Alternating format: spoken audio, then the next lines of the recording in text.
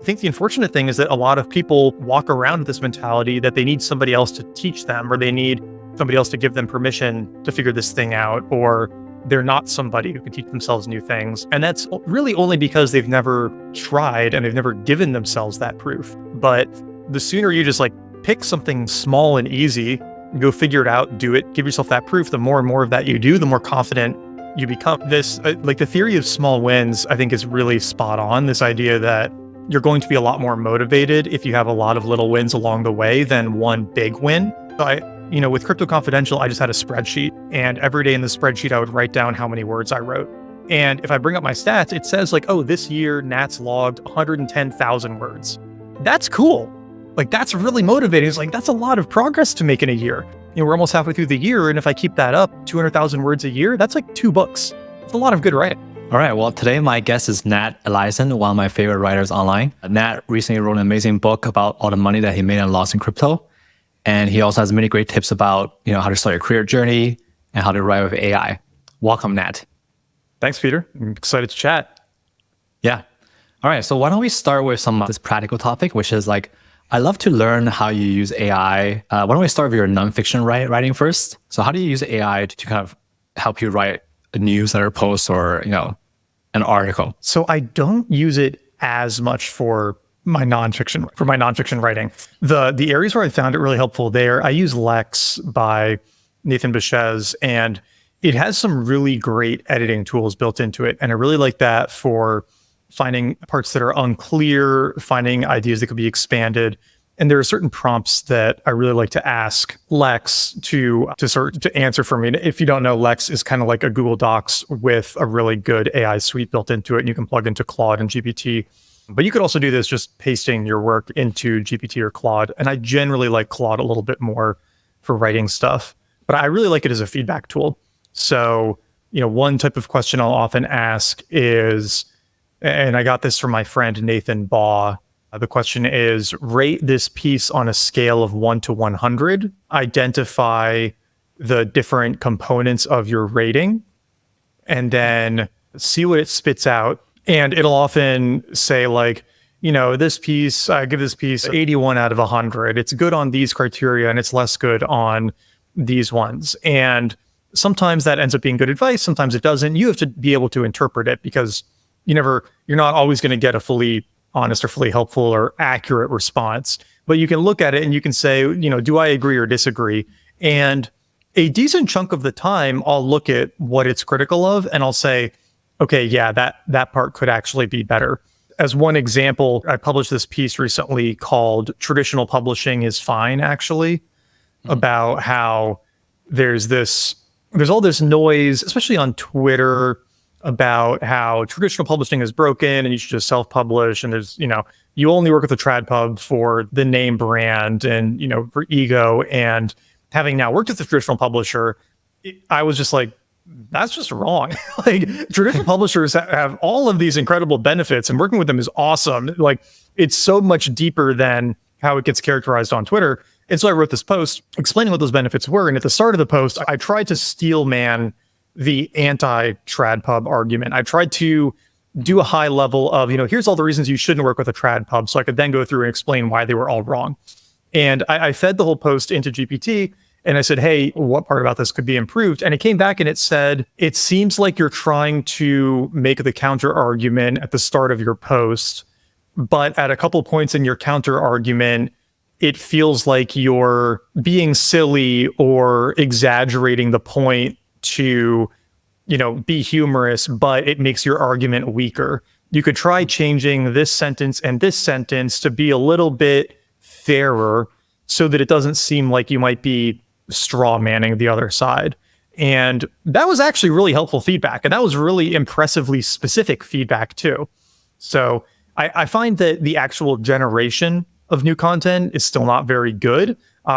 Sometimes it's good, especially on fiction. We'll get to that in a minute, but on nonfiction, I don't get much help there, but the editing can be quite useful. Do you just put like a one-line prompting saying like, hey, give me a score and tell me why? Or do you have like a fancy long prompt that you use for this? Yeah, that one's usually just give me a score 1 to 100 and tell me why. Let me see if I can bring up the chat on that article, because I bet I have it right here. Yeah, so I asked, can you give me feedback on the draft based on a few of these goals, like keeping it balanced and fair and presenting its point, writing to this target audience, being very clear and well structured, being persuasive. And then I asked a follow, and it didn't give me a ton of feedback based off that. And that's when I asked, does it seem like I'm being unfair at any point?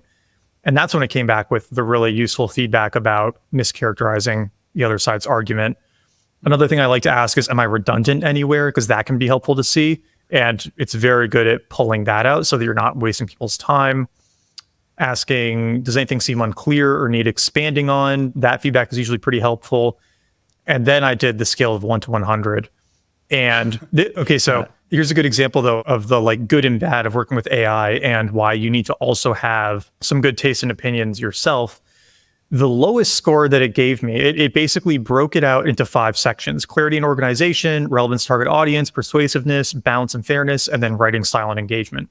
It gave me the lowest score on writing style because there were, things that it didn't like about the writing style. But then I dug into that, and it was pretty clear that what it was telling me to do was to write more in what I would call like boring masters in fine arts style, where, it's very like, here is the argument I'm going to make in this post. Now, here are all the arguments. And now I guess it's not really MFA. That's like intro to, writing or whatever. But it wanted me to make the piece more boring to hit some like weird criteria of good writing style. And that's where I really disagree with it, because then you just lose all personality. Then you sound like the AI, which you don't want to do.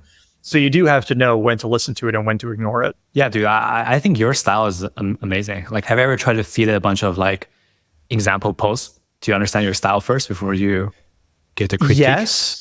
Yes. And it can do short bits on very specific things in my style, but that's so easy for me in nonfiction that it's not really providing a useful service.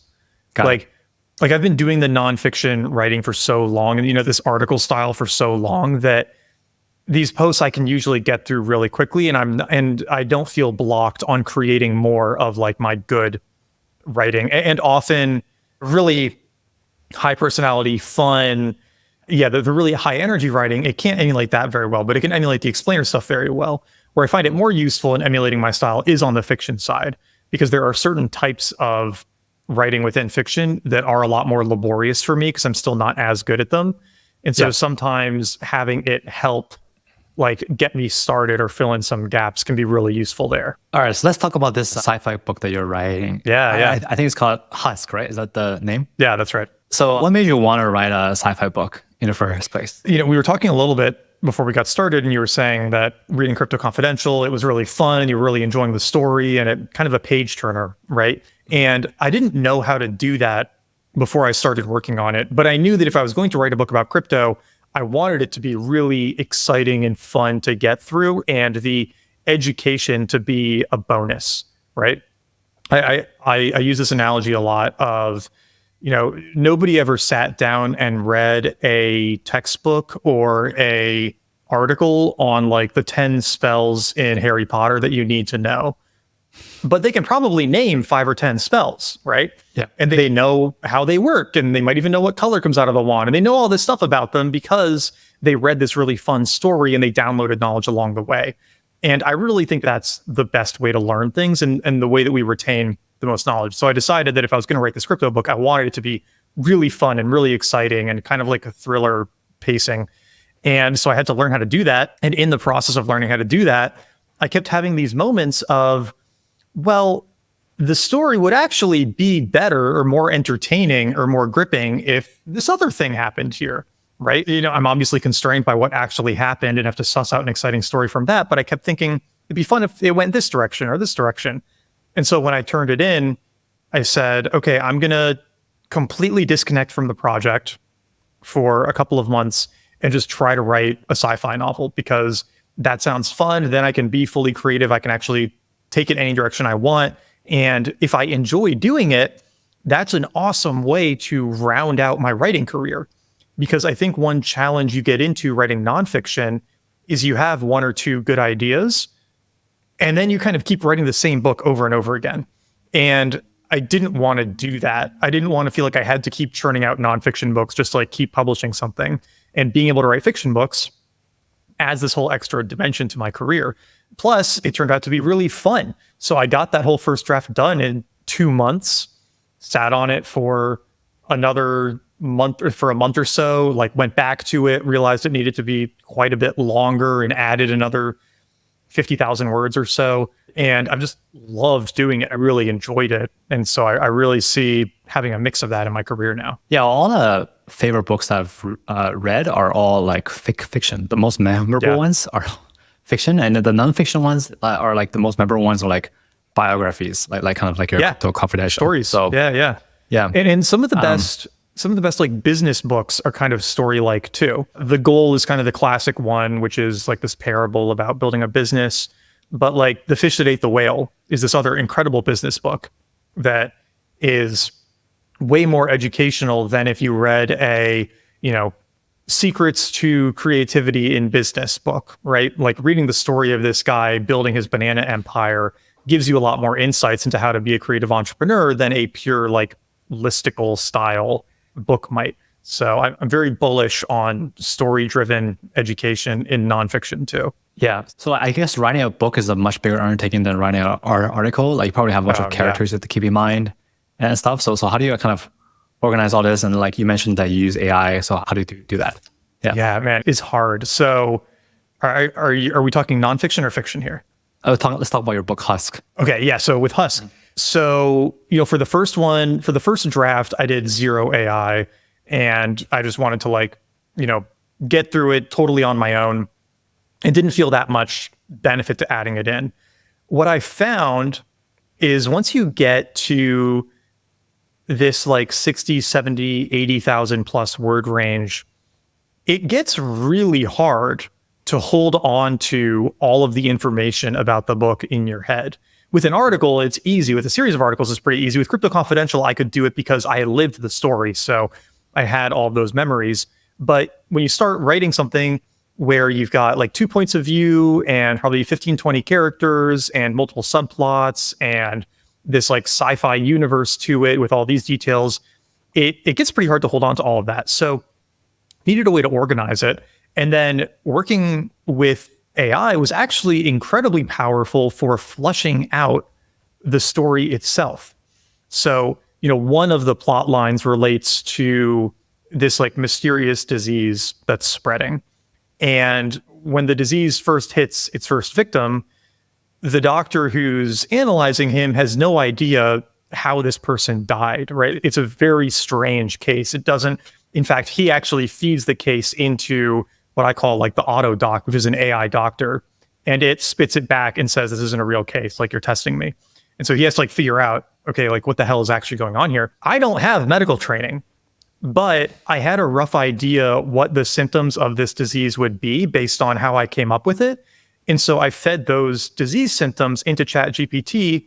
And, the first thing you run into is like, well, I can't do medical diagnosis, blah, blah, blah. And so I said, imagine you're writing a script for the TV show House.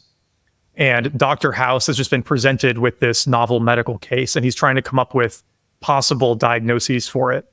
What would the first like 6 diagnoses that Dr. House would think of? And like then you get around the barriers, right? And it starts like writing a screenplay for you.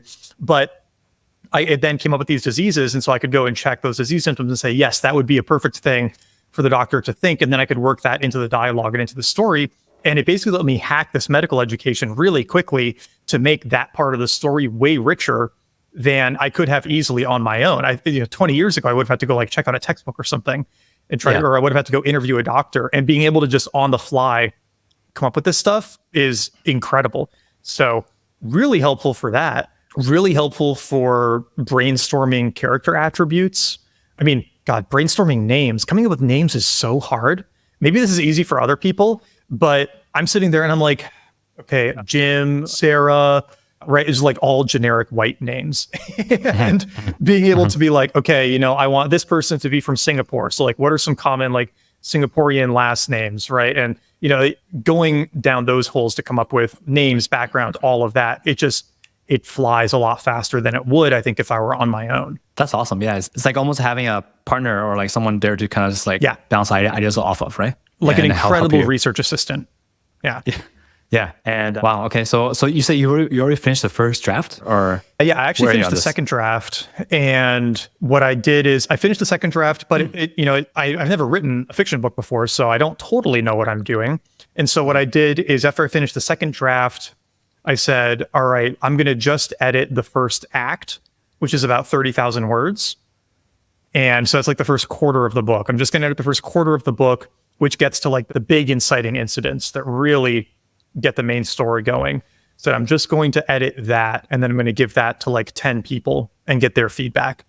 And so that's what's been going on the last 2 weeks is I gave that out to a bunch of friends, a couple family members, and I'm collecting feedback from them, which is a fun experience in its own because, with fiction writing, especially and this is true with all writing, it's hard to tell sometimes if someone's response or someone's feedback is a taste versus a quality problem.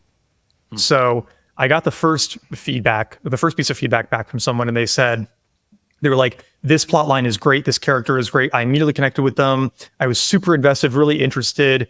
This other one, I wasn't as hot on. I was still interested in it. I still liked it, but I just like wasn't as engaged with it.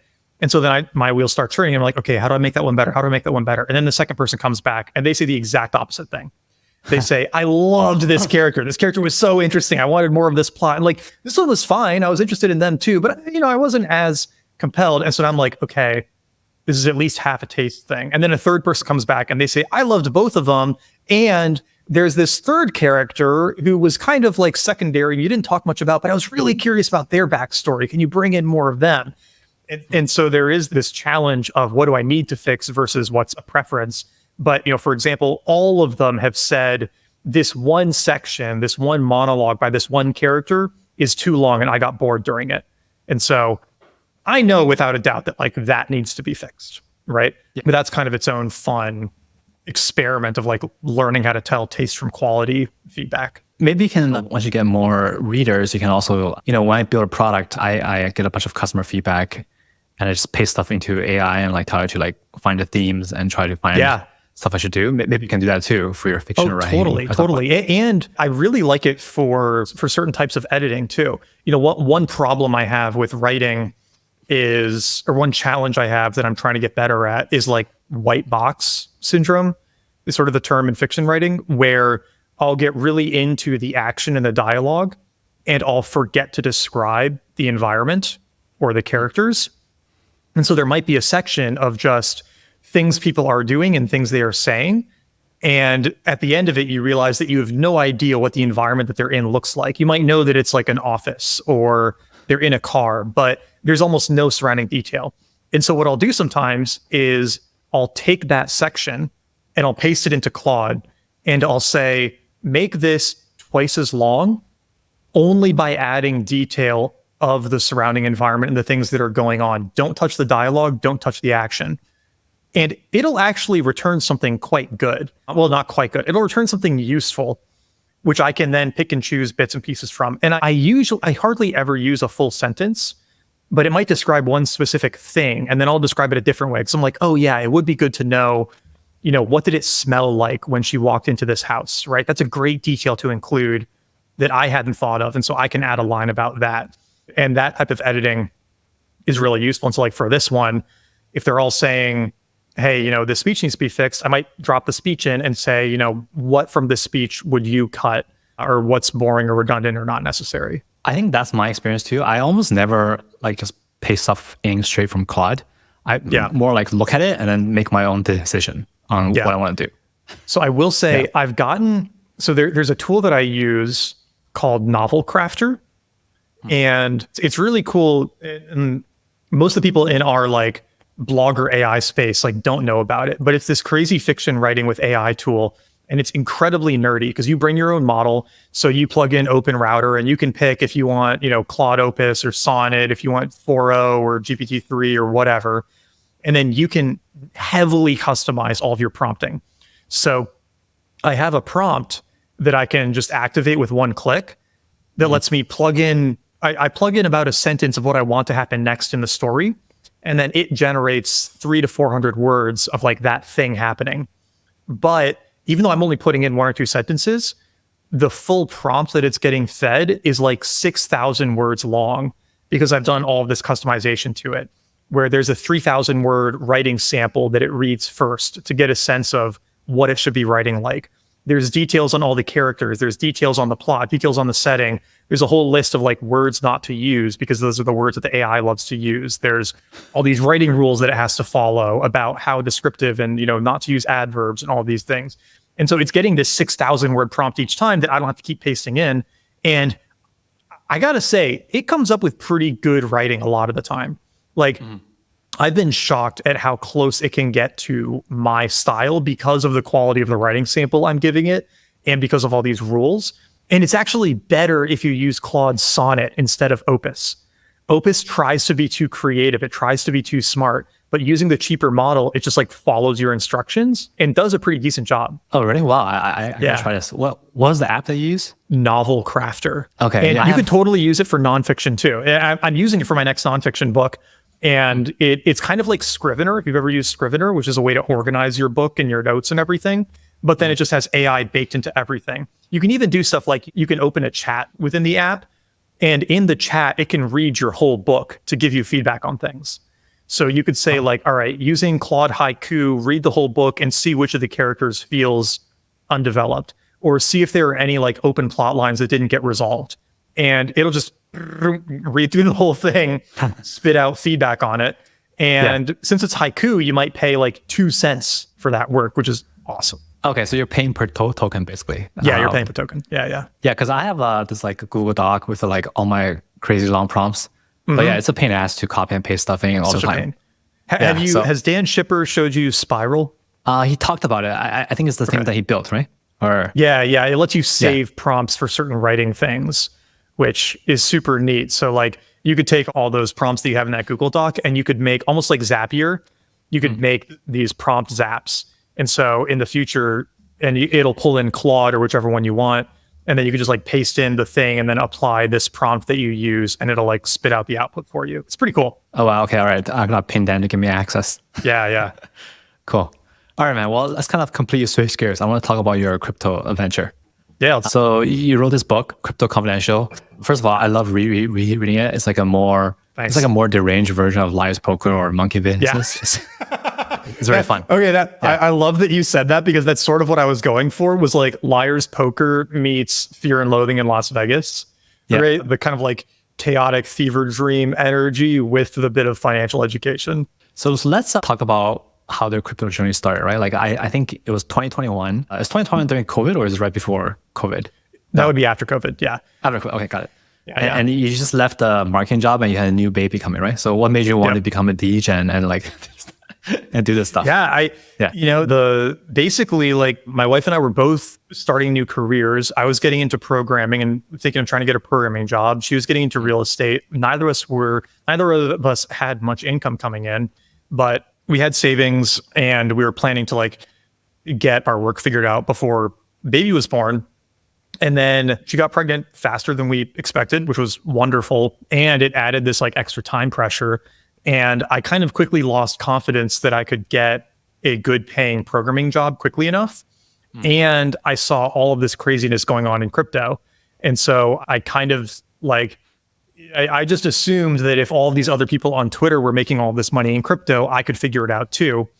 And that would be a potential way to make quick money before our baby was born, and ended up just like going crazy into it and sort of like abandoning the programming for a while and spending 12 hours a day in Discords and price charts and day trading and doing whatever else I could to try to figure it out and make money as quickly as possible. And how long were you in this crypto journey? Like for 2 years or something, or a year? Yeah. The bulk of what happens in the book is within like a year. So I really started going heavier on it in March of 21. And then by March of 22, I was starting to wind down my activity in the space because of the events that happened in the book. Yeah. So a lot of it was a year. I mean, I was still doing stuff through the rest of 22, but it was like getting slower and lighter. And then as the market crashed, there was just less and less to do. But the bulk of the chaos was within a 1 year period. And give us a understanding of like roughly like how much you kind of made a loss in that year. Is it like, seven figures or like six figures? Yeah. Or? So, I mean, I think this is why the arc of the book is kind of wild, is when the action in the book starts, it's May at that point. I originally had it starting in March, and I was like, oh, this is boring. Let's just start when it gets really interesting. And at that point in May, I'm getting really excited about making a couple $100s a day, right? Like, which is an exciting amount of money to make, right? But it's going up by that. And then by the time we get to December, I've started working with this team and I've helped build their token and launch some of their crypto apps and stuff. And people have put over $100 million into this thing. And my like paper net worth in crypto terms was around like $13 million. Wow. So it was, that was like the arc over that time period. It was just this insane. And then, it never realized anywhere close to that amount, again, for reasons that I talk about in the book, but that it was just such an absurd time period in terms of all of the psychological consequences of going through that, the, relationship consequences, the money consequences. Yeah.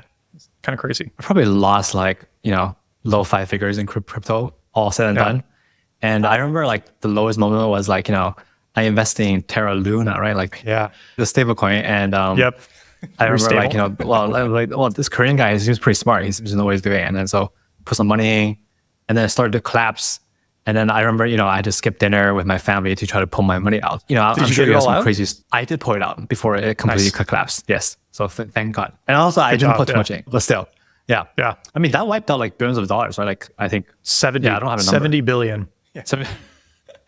That's crazy. Yeah. It was so, what was your kind of your lowest moment in crypto, or like, what's a crazy story you can tell us? Yeah. The lowest moment was definitely early on. So when I first got into it, I did what a lot of people do, which is day trading the hot thing.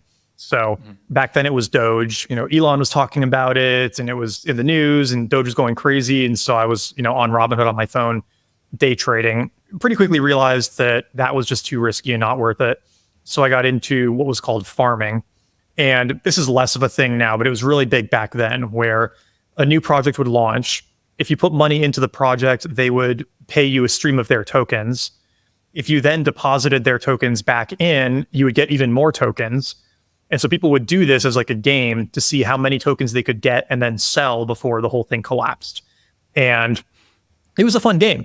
And I was doing that for a bit. And then I had one big scare where I almost lost everything I was farming with. And then I said, okay, this is really risky too. I shouldn't do this. So I'm gonna do programming instead. I'm going to go back to the programming. I'm going to apply the programming to crypto because crypto developers are in incredible demand. They're getting paid incredible amounts of money. I'm going to focus on that. I start programming. I build my first little crypto app. I launch it. I'm like so proud because there was almost no education material on it back then. You really had to like dig in and figure a lot of it out yourself. But like I did it. I got the first app out there. I'm feeling awesome. I go to dinner with my wife to celebrate. I come back home and there are all of these new transactions in my wallet that I didn't authorize. And there's no funds. There's no like high level funds in my wallet anymore. And then I go look at where I had deposited crypto in other places. And it's literally disappearing as I'm watching. And basically in that night between like going to dinner, coming back, and then watching this hacker take my money, I lost about $35,000, which was way more than I had made since I started. And it was like the first thing that I had built. And I immediately just get like, lose more than half of my crypto stack, which is not a fun experience. And I was basically ready to give up right then. I basically said that this was stupid. I shouldn't have done this. Like I was picking up pennies in front of the steamroller the whole time. I never should have like risked our savings and the crypto that I had when I started on this. And I'm going to just quit and go do something else. And, I got talked out of it by people who had been in the game longer than me and who had also made terrible mistakes that they'd come back from.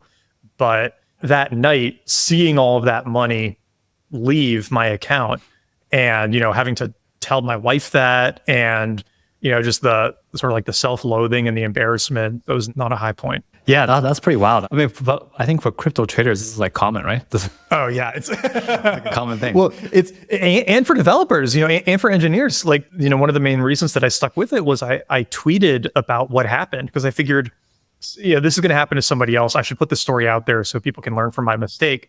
And then I started getting all of these responses from really senior crypto engineers who are working at big companies and were really successful, who said, oh yeah, that happened to me when I started coding too, or, I made this other similar mistake. It really felt like everybody had gone through something like that, which was terrifying, but also reassuring that I wasn't a complete idiot here. I think even though, that was a big loss, I'm impressed by your ability to just like do some hard thing and like just jumping, like learning Solidity programming, writing a science fiction book, and like you have a post about proving to yourself that you can do these hard things, right? Like how do you build this mentality, right? Because I think a lot of people just give up halfway through, Yeah, it's a good question. I mean, I really do think that the only way you build that self-confidence is just by doing more of it, right? And I think it works in any domain. Like cold plunges get a lot of flack because everybody's, oh yeah, you got to do your cold plunge every day, and oh, there's all these health benefits. And to me, I don't really care if the health benefits are true or not. It's kind of worth doing something like a cold plunge because it sucks and because you will prove to yourself that you're able to sit in cold water for 3 minutes. And it's really hard when you get in, and then it gets less hard as you do it. And then you get out and you think, oh, I actually feel pretty good now. And that wasn't so awful. And, I've always been into doing that in other physical things, like done a couple marathons and I did a half Ironman. You can like fast, right? I've done some water fasting where you don't eat for a few days. And that actually carries over to intellectual pursuits as well, where you can say, like if I can stick through that, then I can probably stick through learning this thing. And, in terms of having the confidence to teach yourself things, the more stuff you teach yourself, the more confident you get that you can teach yourself other stuff too. And you probably don't want to start with something like rocket science, but if you decide like, oh, I'm going to learn how to like fix my washing machine on my own, and you watch some YouTube videos and you go fix it, like you've added another little bit of proof to your future self that you're somebody who can figure things out. And I think the unfortunate thing is that a lot of people walk around with this mentality that they need somebody else to teach them, or they need somebody else to give them permission to figure this thing out, or they're not somebody who can teach themselves new things. And that's really only because they've never tried and they've never given themselves that proof. But the sooner you just like pick something small and easy, go figure it out, do it, give yourself that proof, the more and more of that you do, the more confident you become. And then you can do these bigger and more challenging things. So maybe it's like, first of all, building a track record of doing hard things in your past. And also when you're trying to learn program or something, maybe like giving yourself little rewards or something. So you keep going, like, shipping up.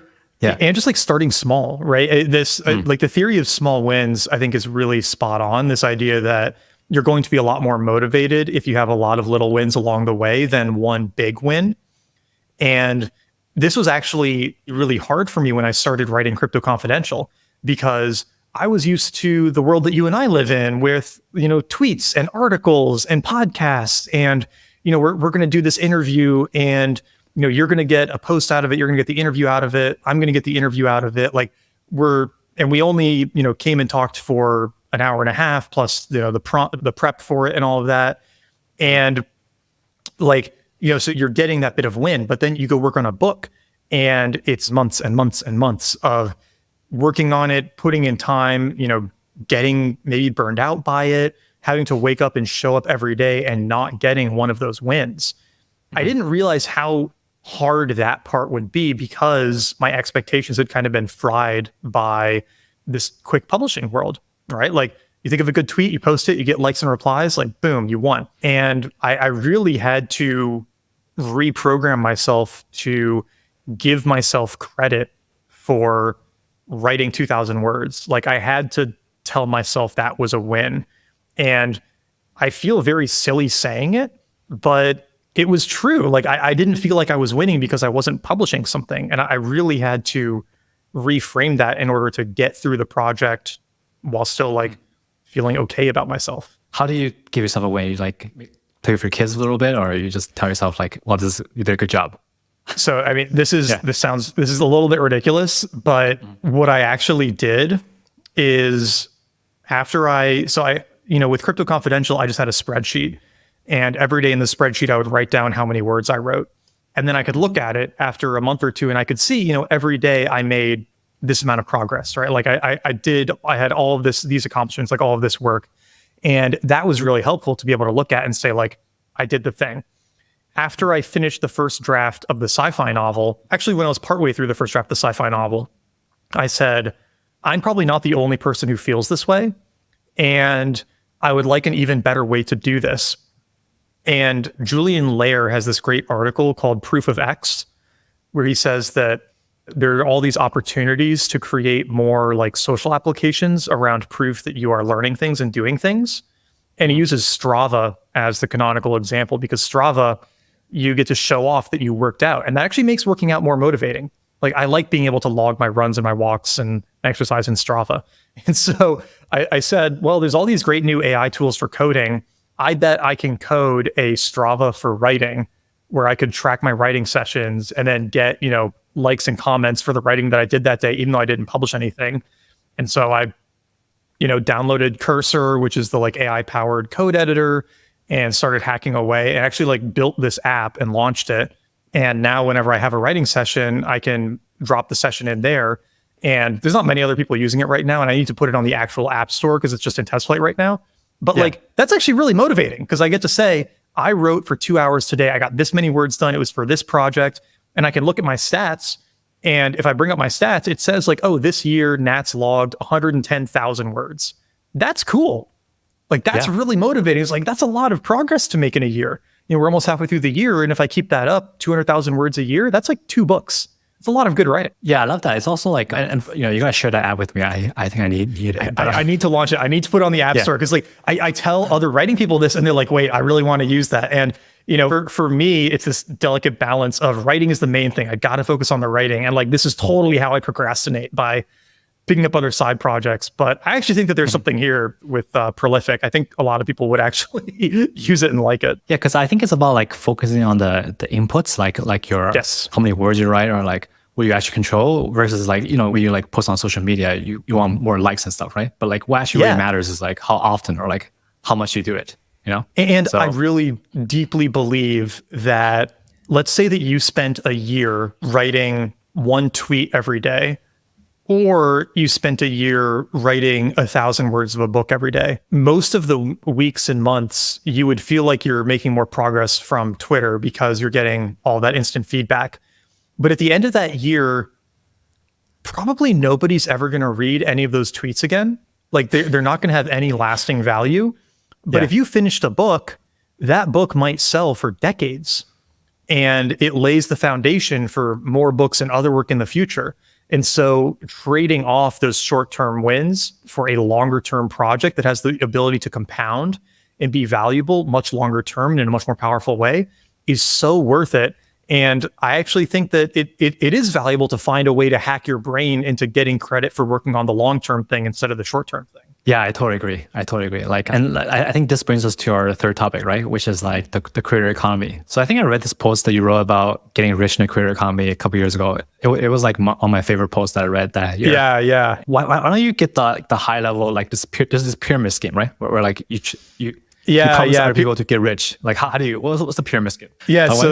No, I mean, and it's sort of this unfortunate truth with a lot of creator economy stuff is that, unless you use it as a jumping off point to something bigger, like starting a business, like an app or a product or something like that, or, you start your newsletter and then you go write a book and like you get into books. Unless you treat it as a jumping off point to some bigger thing, eventually the way you make money from it is by helping other people get into the creator economy. And if you're, it's kind of like with productivity stuff. If you're creating all this productivity content so that you can sell people productivity advice so they can be more productive, so they can create productivity content, it's like you're not really making anything, right? Mm-hmm. It's like a form of entertainment. It's not necessarily bad. Like entertainment is good too. And I think that we trick ourselves into thinking a lot of what we call or what we think is education is actually entertainment, right? And for me, it was this realization that by just staying in the content creation for like the internet game, you eventually hit a point where the only way you get bigger is by sort of surrendering what you want to talk about and creating what the algorithms want you to talk about. And then as you get more and more captured by the algorithms and your audience, you then have to create products for that algorithm and for that audience, which is how you can end up trapped in this loop. And we've seen this a lot in the last year, actually, of these big influencers coming out and saying, I don't want to do this anymore. Like, I don't want to talk about this topic anymore. Like, I'm sick of this topic. I've beaten it to death. And it's what I was saying about nonfiction books in the beginning.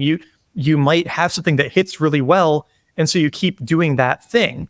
And that is great if you have something that can scale kind of infinitely like that, like a food company, right? Like if you create an incredible, if you raise just the best beef in the country and you can like buy more cows and raise more cows and produce more beef, like that's not necessarily bad. But if you're trying to give people advice on, I'll say how to be productive again, there's only a finite amount of that advice that's useful. And you probably don't need to read 50 books or 50 blogs or watch hundreds of hours of YouTube videos on how to be more productive. But if you want to succeed as a creator in that niche, you have to keep creating more and more of that content. Yep. And that ends up, you kind of hit a point where you're actually now serving your audience less because you're kind of encouraging them to keep consuming this content on this topic instead of using the information to go do something with it and like to stop consuming it. But now your business rides on getting people to keep consuming more and more of it. And that was the space that I was worried about getting into. And that I've seen drive some people away from certain content businesses is that they do start to feel like, I'm just creating noise for the algorithms, and this isn't what I got into this in the first place to do. Yeah, like I started a YouTube channel, and like I was looking at the thumbnails of these creators, and a lot of them are just like, oh, here's how you can make millions of dollars, or like how I made millions of dollars. Yeah, in like a month or something.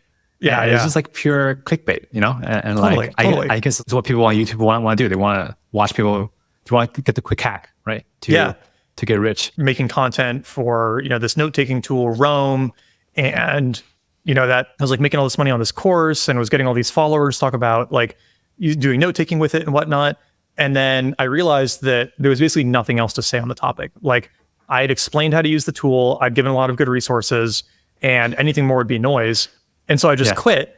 And then people like got kind of pissed at me that I stopped explaining how to do it or anything. And I'm like, the point of it is, the point of a note-taking tool is to, get it to a certain point where it's helping you.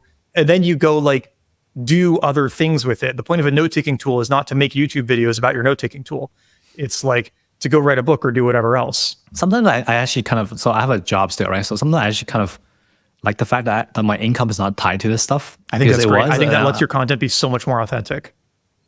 Yeah, because otherwise I'll just be like, paranoid about like how I can get more clicks and make more money all day.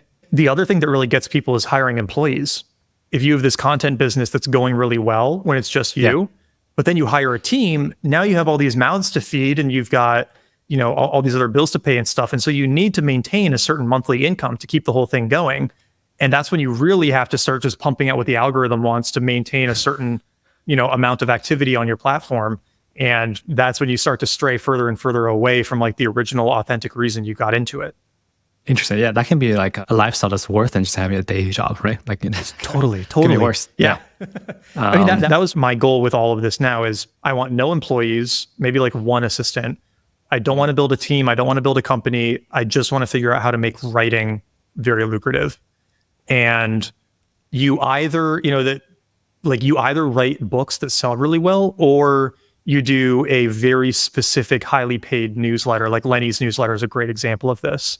Mm-hmm. And, or you're like a journalist, right? You're writing for newspapers, but it's hard to actually build a really like a big income on just writing without getting into this kind of like content, owning a niche, running that cycle a lot and like selling courses. And I just didn't want to do that anymore.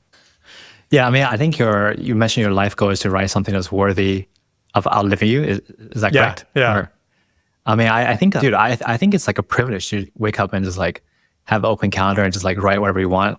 That's interesting. Totally. I mean, I don't know about you, but I don't have a lot of like, I don't want to buy a fancy car or like, spend a lot of money. So, so like, Yeah.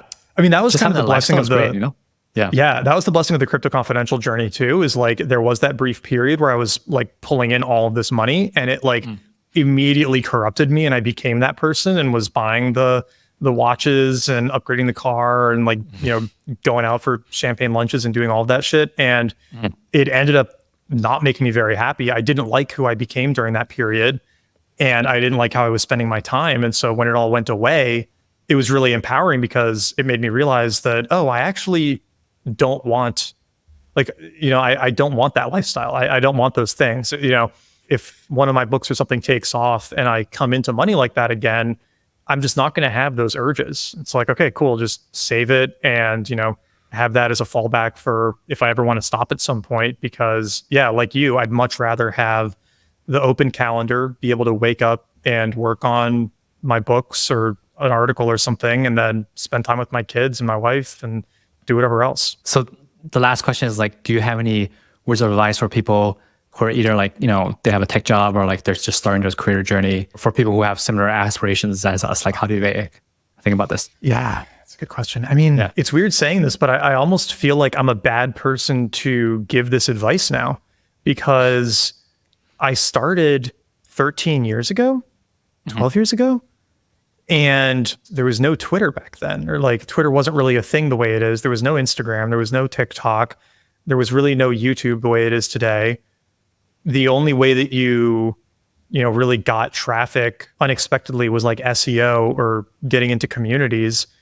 And so I got really good at SEO and that got my newsletter started. But then once you hit a point, it just kind of grows by word of mouth and by other people sharing your things. And I do think that you kind of want to optimize for the most durable format of work, which right now is really either articles or YouTube. Those are the two that people would still refer back to in 2, 3, 4 years. They won't refer back to like tweets and Instagram posts probably. And so to the extent you do those other platforms, it should only be to service the main platform, because winning on them is, it's not necessarily hard. You could build an audience really quickly, but then, what do you do with it and what's the goal of it? And I do think that you kind of want to have a next step in mind that you're trying to build it towards, right? Or you don't need it to like make a money, or you don't need it to make a ton of money and provide an income for you. It can just be something that you do for the sake of doing it, right? Or like to help other people or because you enjoy it. And, I think if somebody wants to do like what I did, I would really say, like start the newsletter, start writing that way, find something you can do to support getting newsletter subscribers, which is probably like LinkedIn posting now. That seems to be the thing. Yeah. But then once you get to a certain number of newsletter subscribers, probably 5 or 10,000, just go try to get the book deal. Because if your goal is to go into books, like start trying to figure that out sooner than later, because otherwise you might just keep doing articles for years and years and never make that other jump when you could have made it a little bit sooner. And I do think at the end of the day that, articles are very useful for very tactical things like what you're doing. But if you're writing like thought pieces, like essays, like I usually write, like that doesn't do that well on a blog long term. Like it's most people don't read blogs, right? They read books. And so it's worth trying to get into the book realm, I think, sooner than later. Makes sense. Yeah. I think my reflections are like, number one, this takes a long time to build, like you have to do it for years, like you said. And number two, I think it's actually better to not, maybe when you start, you need to have a niche, but it's better to have like, just like your niche is you, like a Lenny or whoever, because your interest will change during that time, So, yeah. And you don't want to be stuck just talking about the same thing. Like what I'll often say is, pick one niche to get started, because when people first find you, they need like something to latch onto.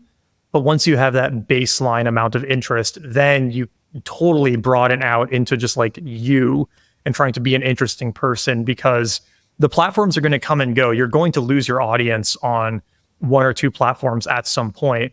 But if people are following you for you and not just because you're filling some slot in the algorithm right now, they'll go with you to the next place. But if you're just like the Twitter thread boy of the week, you're not going to have that same durability. Yeah. Awesome, Nat. Where can people find you online, or like where can people get the book? Yeah. Definitely. Yeah. Crypto Confidential should be available everywhere books are sold. The audiobook is great if you like audiobooks. I had a lot of fun doing it. It's a really, I think, a great production. And then for essays, blog.nateliason.com. I don't write there as much as I used to because I'm just more focused on book writing, but there are some good old pieces there, like you mentioned. And then Twitter is where I'm most active in the meantime. So I'll usually respond to things there, just at Nat Eliason. Cool. All right. Thanks so much for your time, Nat. Thanks so much, Peter.